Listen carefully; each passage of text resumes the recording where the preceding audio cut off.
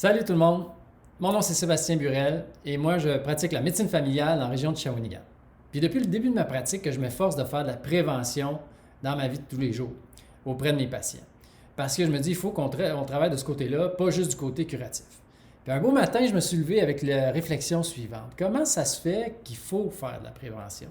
Comment ça se fait que pour la plupart d'entre nous, il faut se forcer pour être en santé? Il faut faire de la prévention, il faut se forcer pour aller faire de l'exercice, bien manger, etc. Que si on ne fait rien, mais c'est la maladie qui nous attend. Donc, c'est la maladie qui est l'issue par défaut pour la plupart d'entre nous. Il me semble que ça devrait être le contraire, non? Ça devrait être pour tout le monde, c'est la santé qui est l'issue par défaut, puis que par une malchance quelconque, ben là, la maladie nous tombe dessus. Donc, suite à cette réflexion-là, je me suis dit, bien, qu'est-ce qui fait que c'est pas comme ça? Qu'est-ce qui est dans le chemin que la santé soit l'issue par défaut?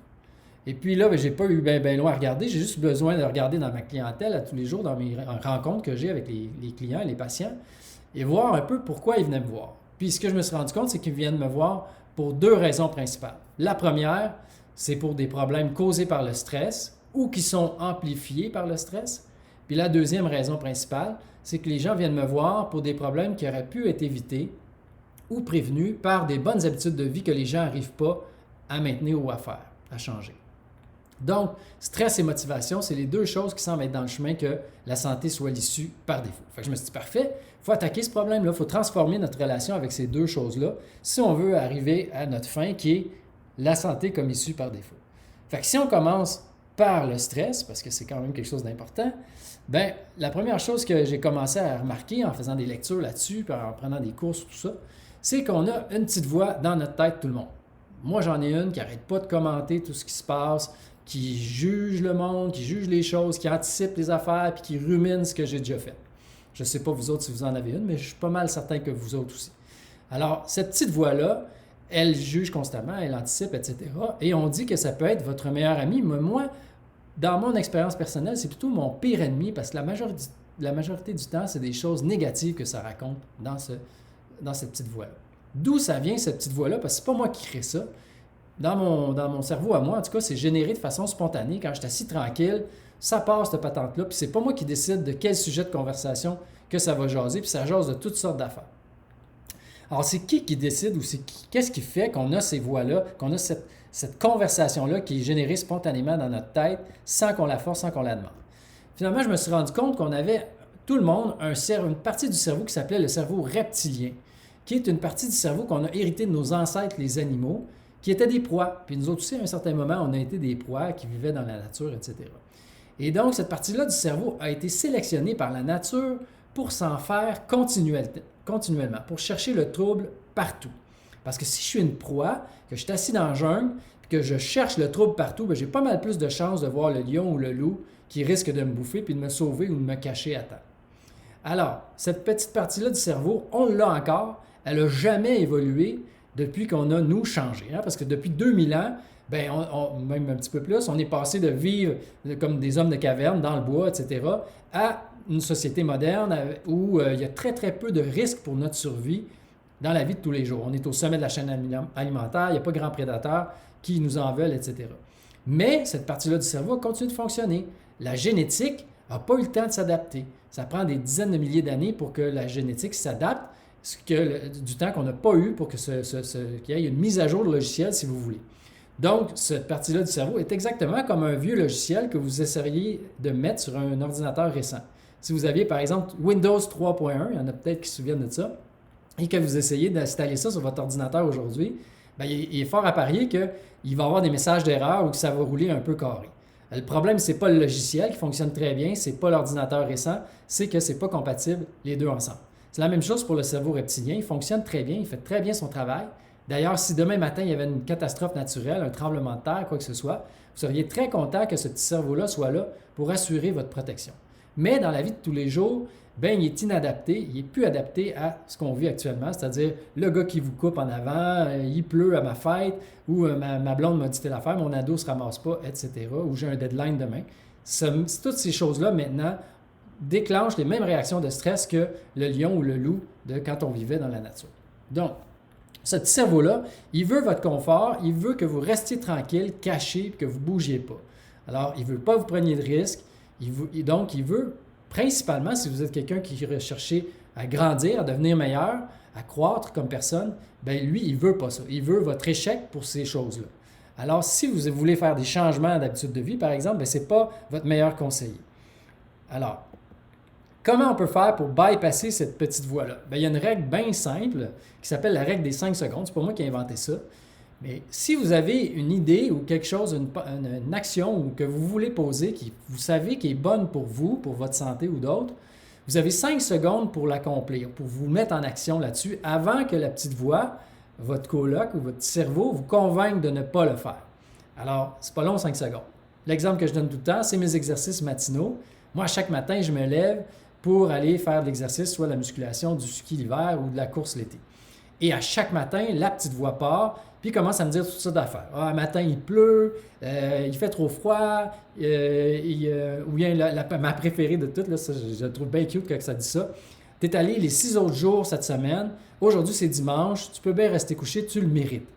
OK? Alors, si je ne me lève pas en dedans de 5 secondes, puis je ne mets pas mes souliers, puis je pars, bien c'est sûr qu'elle va me convaincre, puis je vais rester couché. Puis savez-vous quoi? Ce qui me fascine encore plus, c'est que depuis tout le temps que je fais ça, ce n'est jamais arrivé aucune fois que je sois revenu de mes exercices puis que je me sois dit « Hey, à matin, j'aurais vraiment dû écouter ma petite voix puis rester couché. » Jamais arrivé.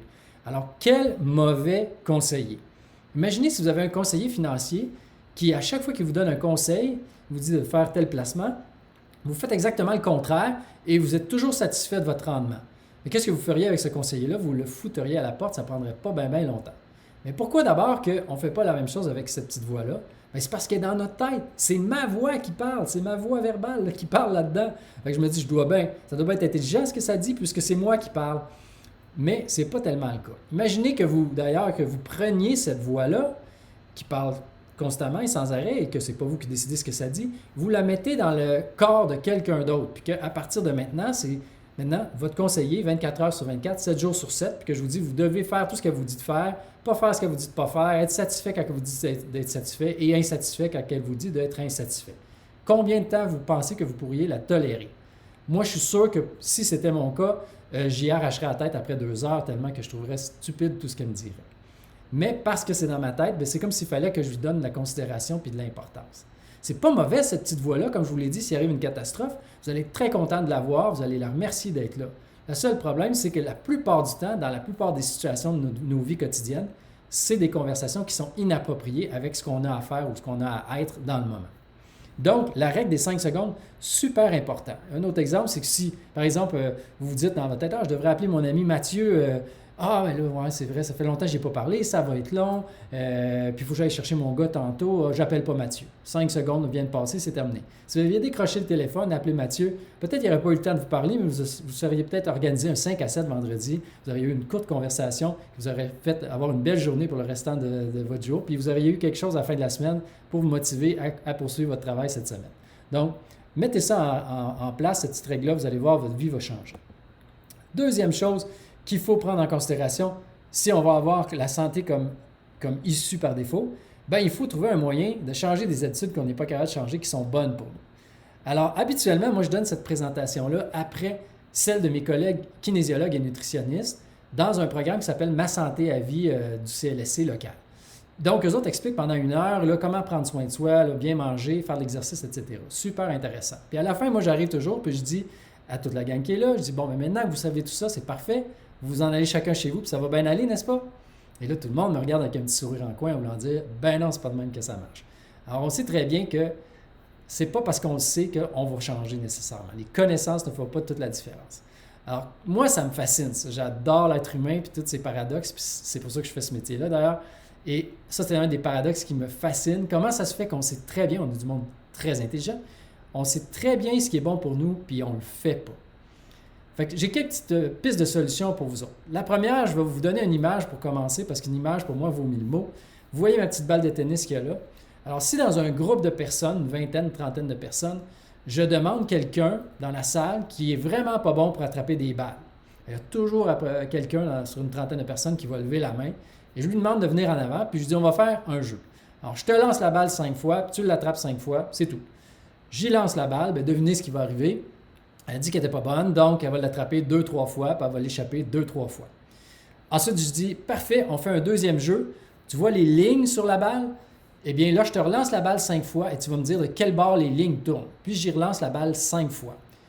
Devinez quoi? La plupart du temps, dans le deuxième jeu, la personne va attraper la balle 4 ou 5 fois sur 5. Pourquoi? Est-ce que c'est parce qu'elle a eu de la pratique? Est-ce que c'est parce que je lançais moins fort? Mais moi, je pense pas. Moi, je pense que c'est parce que la première fois, dans le premier jeu, la personne avait une histoire à propos d'elle-même et d'attraper des balles. Qui elle était quand elle est arrivée en avant? C'est le petit gars ou la petite fille qui avait échappé la balle dans le tournoi de balle molle de 1984 à Sorel, ou le petit gars ou la petite fille qui n'était jamais choisi en éducation physique parce qu'elle n'était pas bonne. Alors, elle avait une histoire, un passé à propos d'elle et du fait d'attraper des balles. Dans le deuxième jeu, aucune histoire à propos de lignes qui tournent. Donc, la personne a fait instinctivement quelque chose qu'elle se croyait incapable de faire. Alors, on vit les pieds dans le passé, les êtres humains, et le passé détermine souvent ce qu'on pense qu'on est capable ou pas de faire. Est-ce que c'est mauvais de vivre les pieds dans le passé? Ben non. Le passé, c'est très important. Moi, je pense aujourd'hui que je suis un meilleur médecin qu'il y a 10 ans parce que j'ai appris de mes expériences. Donc, il y a des choses que j'ai essayé, ça n'a pas fonctionné, d'autres que j'ai essayé, ça a mieux fonctionné. J'essaie d'appliquer ces choses-là, évidemment. Mais si on se limite à déterminer ce qu'on peut faire dans le futur seulement sur ce qu'on a réussi à faire dans le passé, bien là, ça peut devenir limitant. Alors, juste pour donner une comparaison, notre corps, il se renouvelle constamment. Les cellules qui me composent, les molécules, les atomes, dans 5 ans d'ici, vont pour la plupart être complètement différents. Donc, j'aurai pas mon corps ne sera pas composé des mêmes briques qu'il compose actuellement. Pourquoi ce n'est pas la même chose avec ce qui nous caractérise, nos qualités, nos défauts, ce qu'on pense qu'on est capable de faire? Pourquoi est-ce qu'on ne pourrait pas renouveler aussi souvent notre idée de nous-mêmes? Quelque chose à garder en tête. Donc, ça, c'est des choses importantes à garder en tête. Et l'autre chose qu'il faut vous poser comme question, si vous voulez changer, c'est pourquoi vous voulez le faire. Si vous ne vous posez pas cette question-là, vous passez carrément à côté de la traque. Moi, quand je pose la question à la plupart des gens, mais ils vont toujours me donner des raisons un petit peu comme celles que vous voyez à l'écran. Par exemple, si je demande à quelqu'un pourquoi vous voulez arrêter de fumer ou pourquoi vous voulez perdre du poids, les gens vont me dire parce que c'est pas bon pour la santé, parce que mon médecin me l'a demandé, parce que ma femme me l'a demandé, parce que je veux être plus mince, parce que je veux vivre plus longtemps, parce que j'ai peur de mourir ou j'ai peur d'être malade, etc. Ces raisons-là peuvent vous amener à changer, mais la plupart du temps, vous ne changerez pas à long terme. C'est des raisons qui sont basées sur la peur. Puis la peur, ce n'est pas quelque chose de très inspirant à long terme. Moi, je peux vous donner des centaines d'exemples de patients qui ont vécu des affaires bien traumatisantes, des AVC, des infarctus, des cancers du poumon causés par la cigarette, etc., qui ont changé leurs habitudes temporairement, puis plus ils s'éloignaient de l'élément de danger, plus les habitudes revenaient à la charge, puis ils recommençaient. Donc, la peur, c'est un bon motivateur, mais à court terme, pas à long terme. Si on veut vraiment faire des changements qui durent, il faut se poser la question, il faut trouver le sens que ça fait pour nous. Alors, posez-vous la question, qu'est-ce qui fait du sens pour vous? Moi, je vous invite à faire ça, prendre un petit crayon, puis quelques minutes, à regarder avec vous-même, qu'est-ce qui fait que vous vous levez le matin? Qu'est-ce qui vous allume? Qu'est-ce qui vous passionne? Et listez ça. Et ensuite de ça, regardez le ou les changements que vous avez envie de faire, puis essayez de trouver un lien entre ces deux choses-là. Si vous réussissez à faire ça, il y a pas mal plus de chances que le changement en question soit facile à maintenir et facile à appliquer. Je vous donne des exemples de ma vie personnelle. Moi, par exemple, je sais très bien avec tout ce que j'ai vu que je pourrais mourir d'un accident d'auto dans quelques jours ou avoir un cancer du pancréas puis qu'il me reste 3 mois à vivre. J'ai vu pas mal d'horreurs dans ma vie, malheureusement. Alors, je ne prends pas soin de moi pour ajouter des jours à ma vie. J'ai aucune idée combien de jours il me reste à vivre. Je prends soin de moi pour ajouter de la vie dans mes jours. Moi, je suis quelqu'un de très gourmand. Je ne veux rien manquer. J'ai plein de passions, plein d'intérêts. Et je ne voudrais surtout pas qu'il y ait des affaires excitantes qui arrivent et que moi, je ne sois pas là pour en profiter. Donc, j'ai des journées bien remplies. Puis si je n'avais pas une machine parfaitement huilée, parfaitement en forme, ben je ne pourrais pas être capable de faire tout ce que je fais, tout ce qui me passionne. Donc, c'est ça qui fait du sens pour moi. C'est pour ça que je prends soin de moi. Alors, l'autre chose, c'est de vous trouver qu'est-ce qui fait du sens pour vous et de lier ça avec les changements. Puis si vous faites ça, vous allez arriver à changer. La dernière petite truc dans la bulle qu'on voit ici, c'est arrêter de poursuivre le bonheur. Bien souvent, on a les yeux fixés sur qu'est-ce qu'on voudrait être, puis on oublie le plus important. On réduit le moment présent à un barreau pour se rendre où est-ce qu'on veut s'en aller. Par exemple, si je veux perdre du poids ou je veux être en forme, je me dis quand j'aurai perdu du poids, ben là, je vais être heureux, etc. Ou quand j'aurai de l'argent, ou quand mes enfants sont partis de la maison, ou etc., etc. Puis quand on fait ça, on a les yeux trop fixés sur l'objectif, on n'est pas en train de s'attarder à ce qui est le plus important. En fait, qui est la seule chose qu'on a vraiment, c'est le moment présent. Le futur, on ne le connaît pas. Le passé, il est déjà fini. La seule chose réelle qu'on a, c'est le moment présent. Alors, si vous êtes trop occupé à avoir les yeux sur où est-ce que vous voulez vous rendre, vous allez perdre le miracle qui se vit dans le barreau actuellement, dans la prochaine action à poser maintenant. Si vous faites ça, vous allez être allumé. Demande à n'importe quel athlète olympique, est-ce que vous avez préféré la médaille d'or ou le chemin pour vous y rendre? Il va vous dire, c'est le chemin pour me rendre que j'ai préféré. Alors, mettez-vous en action, vous allez être allumé. C'est la poursuite qui est le bonheur. C'est dans la poursuite qui est le bonheur. Alors, ça, c'est une des choses qui est importante à faire si vous voulez changer. Si vous avez essayé de changer, bien, fort est à parier que vous avez eu des échecs aussi, puis possiblement que vous avez échoué à de multiples reprises. Donc, si c'est le cas, bien, il y a des petites choses qu'on peut se poser comme question. Alors, il y a des patients, moi, à qui je parle, puis qui me disent, ça fait 20 ans que j'essaie de perdre du poids, ou ça fait 20 ans que j'essaie de me mettre en forme, ou ça fait 20 ans que j'essaie d'être plus patient, ou etc., d'être moins stressé. Et donc, ils ont des échecs répétitifs. Ils essayent toutes sortes de trucs et ça ne marche pas.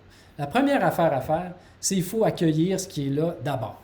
Donc, si c'est l'échec qui est là pour l'instant, bien, soyez d'accord avec ça. Soyez d'accord avec la réalité. C'est la réalité. Donc, d'être choqué contre vous-même, en maudit que ça ne marche pas, etc., ça ne sert absolument à rien. Tout ce que ça fait, c'est que ça rajoute du stress. Puis on l'a vu, le stress, c'est un des facteurs qui est dans le chemin de la santé. Donc, arrêtez de vous stresser avec ça. Alors, si vous êtes pour manger le gâteau devant vous, bien, culpabilisez-vous pas à propos de ça. Vous ne faites que rajouter une couche de nuisance de plus. Mangez-le, puis ça finit là. OK? Et ensuite de ça, bien, vous verrez c'est quoi la prochaine étape. Donc, commencez par être d'accord avec ce qui est là d'abord. Ça, c'est le plus important. Deuxième chose que vous pouvez faire, si ça fait longtemps que vous essayez de changer quelque chose et ça ne marche pas, posez-vous la question, mais quels sont les coûts associés à ce statu quo-là, au fait de ne pas changer? Alors, si par exemple, on va prendre un exemple que je n'aime pas tellement, mais c'est tellement rapporté souvent que je vais l'utiliser, c'est la perte de poids. Alors, beaucoup de gens se plaignent qu'ils ne sont pas capables de perdre du poids et que ça fait des fois 10 ans, 20 ans qu'ils essaient. Je n'aime pas cet exemple-là parce que la perte de poids, pour moi, c'est un effet secondaire de bonnes habitudes de vie. Comme c'est un effet secondaire, des fois on l'a, des fois on ne l'a pas, mais ce n'est pas un objectif en soi pour moi. Mais pour beaucoup de gens, ça l'est. Alors, si on prend cet exemple-là, quels seraient les coûts, par exemple, à ce que ça fasse 10 ans que vous n'êtes pas capable de perdre du poids? Bien, un des coûts, c'est certainement que vous seriez insatisfait à propos de vous-même, frustré de ne pas être capable, en colère après vous-même, déçu, que vous ayez une mauvaise estime de vous-même sûrement, vous auriez peut-être perdu des relations. Alors, ça coûte extrêmement cher. Si dans le moment présent, je suis insatisfait, frustré, en colère, déçu, que je n'ai pas de relation, puis j'ai une mauvaise estime de moi-même, bien, il ne reste plus grand-chose d'intéressant dans la vie, n'est-ce pas? L'affaire, là, c'est que je vous l'ai dit tantôt, on est du monde extrêmement intelligent. On est une bébête extrêmement intelligente. C'est sûr que s'il y avait juste tout ça, nous coûtait tout ça, puis il n'y avait aucun bénéfice, ça fait longtemps qu'on aurait changé. On est bien trop intelligent pour garder quelque chose en place qui nous coûte si cher. Alors moi, je vous invite à considérer qu'il y a des bénéfices à rester dans le statu quo. Puis on n'est pas habitué de regarder là, fait que ça demande un petit exercice un peu authentique là, de regarder ça comme il faut, puis d'être franc avec soi-même. Le premier bénéfice, bien, c'est pour rassurer notre petite voix. Alors, un des bénéfices de rester dans le statu quo, c'est qu'on reste dans la zone de confort. On reste dans la certitude, dans la sécurité. On connaît l'échec, on l'a déjà vécu des dizaines de fois, peut-être plus. On sait comment ça marche l'échec. Donc, on aime mieux des fois rester dans un connu qui n'est pas bon pour nous que d'aller dans de l'inconnu, même si cet inconnu-là pourrait être meilleur pour nous que le connu. Donc, souvent, de ne pas changer, ça nous garde dans notre zone de confort et on aime mieux le confort du connu que l'inconnu. Réussir, on n'a jamais fait ça, on ne sait pas ce qui se passe là. Donc, ça fait peur des fois. Deuxième bénéfice majeur, les êtres humains, on adore avoir raison. Donc, avoir raison, vous avez raison à propos du fait que vous n'êtes pas capable de changer. Et ça, c'est un bénéfice majeur. Vous avez raison, vous allez nous le montrer, vous le prouvez à vous-même depuis des années. Alors, on aime ça avoir raison, puis on aime ça donner tort. Mon médecin a tort de me le demander, j'ai montré que je n'étais pas capable, que je ne me suis pas parce que je ne me suis pas essayé. Mes parents ont tort parce qu'ils m'ont transmis de la mauvaise génétique ou ils ne m'ont pas donné les bonnes habitudes de vie. Les magasins ils ont tort parce qu'ils mettent trop de mauvaise nourriture à l'avant-plan puis c'est moins cher que la bonne nourriture. Le gâteau, il a tort parce qu'il a vraiment l'air trop bon, etc., etc. Donc, avoir raison, donner tort, on aime ça, c'est un bénéfice majeur. Un autre bénéfice, c'est que ça nous permet de nous justifier, d'avoir une bonne petite excuse dans notre poche en arrière pour faire ou pas faire des affaires, pour être insatisfait, pour pas être heureux, etc. Donc, si moi j'ai un surplus de poids, par exemple, ben, j'ai une bonne excuse pour pas aller à ton voyage dans le sud parce que moi, les maillots, ça me fait pas, puis etc. Ou peu importe. Donc, moi, je n'irai pas à ta levée de fonds parce que marcher pendant 5 km, j'ai mal aux genoux, etc. Donc, ça nous donne une bonne excuse pour faire ou ne pas faire, pour ne pas être heureux et insatisfait. Puis on aime ça avoir des excuses des êtres humains. Un autre bénéfice qui peut paraître un peu paradoxal, c'est de bien paraître. Imaginez-vous si ça fait 20 ans que vous essayez de changer quelque chose, ça fait 20 ans que vous vous prouvez à vous-même et aux autres que vous n'êtes pas capable, et soudainement, vous réussissez. C'est comme si vous disiez à tout le monde, puis à vous-même surtout, que ça fait 20 ans que vous vous plaignez d'avoir tous ces coups-là pour rien. Alors, vous avez perdu toutes ces années-là de satisfaction, de ne pas avoir de frustration, de colère, de déception, etc.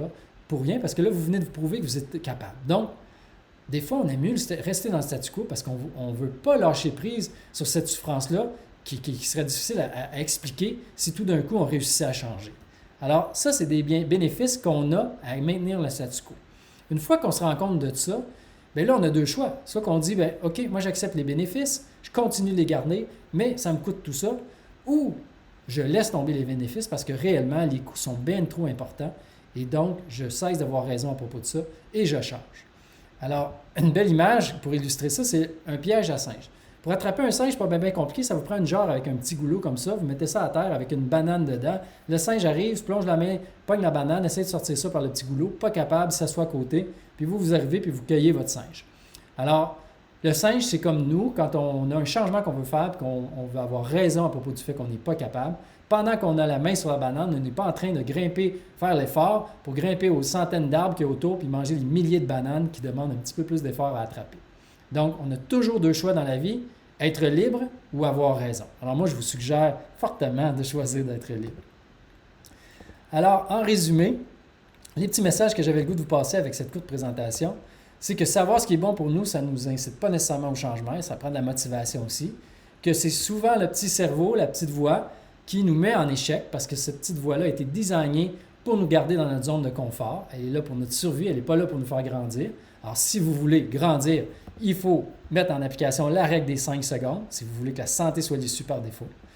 Le bonheur, il n'est pas dans l'essai. Arrêtez de vous dire quand je vais être rendu là, je vais être heureux. Ayez votre concentration, votre attention sur ce qui est le plus important. C'est le moment devant vous, c'est l'action à poser maintenant. Mettez-vous en action, vous allez être allumé, c'est promis, garanti. Puis ne soyez surtout pas le singe qui tient la banane. Choisissez la liberté plutôt que d'avoir raison à propos de qui vous pensez être. Alors, si toute cette petite présentation-là vous a plu, moi, j'anime des ateliers sur un peu ces sujets-là où on va beaucoup plus en profondeur sur le stress et la motivation. C'est 4 ateliers de 2 heures, complètement gratuits, où on échange un petit peu sur ces choses-là et on va un petit peu plus loin en travaillant un peu sur chacun des problématiques individuelles, etc. Des exercices et tout ça, c'est participatif pour la plupart, mais il y a des gens aussi qui écoutent puis qui ne participent pas beaucoup, mais qui font leur travail par eux-mêmes. Alors, si c'est des choses que vous pensez qui peuvent vous aider ou vous intéresser, bien, moi, je vous invite à soit joindre le groupe Facebook qui s'appelle « Cultiver votre santé » ou à écrire à l'adresse suivante, cultivervotresanté@mail.com, et on vous fera parvenir les dates des prochains ateliers. Alors, si ça vous intéresse, bien moi, j'espère vous y voir. Sinon, bien, je vous souhaite un bon restant de vie, une bonne santé, puis en espérant que la santé soit aussi pour vous l'issue par défaut. Merci beaucoup et une bonne fin de journée.